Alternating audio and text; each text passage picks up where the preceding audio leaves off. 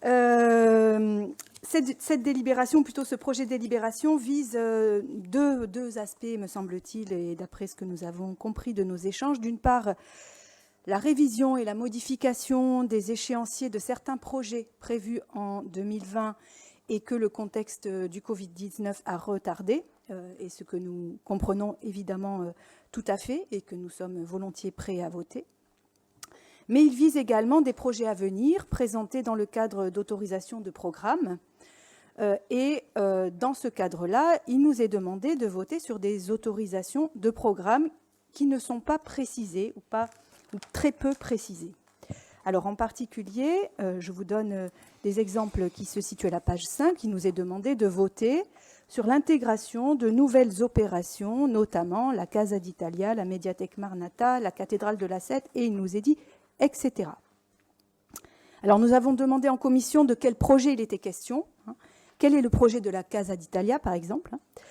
Il nous a été apporté comme réponse qu'il était encore au stade d'enquête préalable.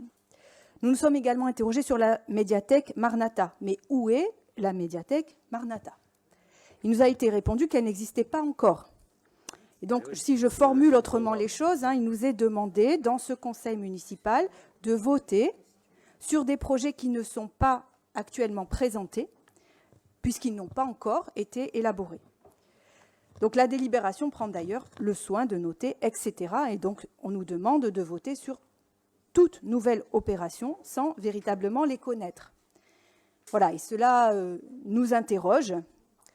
Il nous semble bien qu'il y aurait une démarche peut-être plus logique, celle, puisque nous en sommes au stade des études préalables pour la création notamment d'une nouvelle bibliothèque à Saint-Jean-du-Var.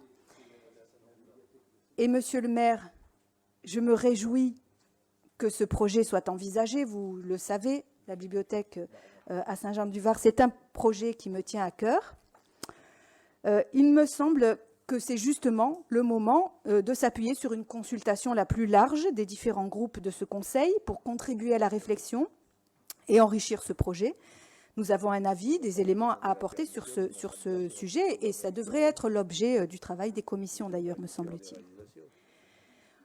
Donc au lieu de cela, la délibération soumise aujourd'hui demande finalement à l'opposition de voter sa propre mise sous silence, puisqu'ayant voté le principe des projets qui ne sont pas encore conçus, il n'y aurait plus besoin de les présenter en conseil municipal.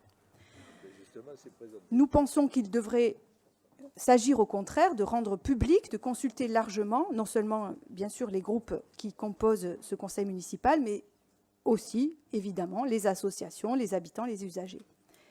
Que les grands projets soient menés avec les habitants à partir de leurs besoins et de leurs souhaits, sans attendre les délais et les obligations légales, c'est ce que nous souhaitons et ce que souhaitent les habitants de notre ville. Que les grands projets soient présentés publiquement dans une séance du conseil municipal, qu'ils puissent être discutés et éclairés de points de vue d'élus qui peuvent en présenter des visions différentes, c'est également ce que nous devons aux habitants. Expédier de tels projets en 2 lignes dans une délibération qui permettra de ne plus les mettre au débat, ce n'est pas l'idée que nous nous faisons d'une ville où la démocratie fonctionne. Alors, je vous remercie de me rassurer si tel n'est pas le cas. Et si tel est le cas, nous voterons contre cette délibération.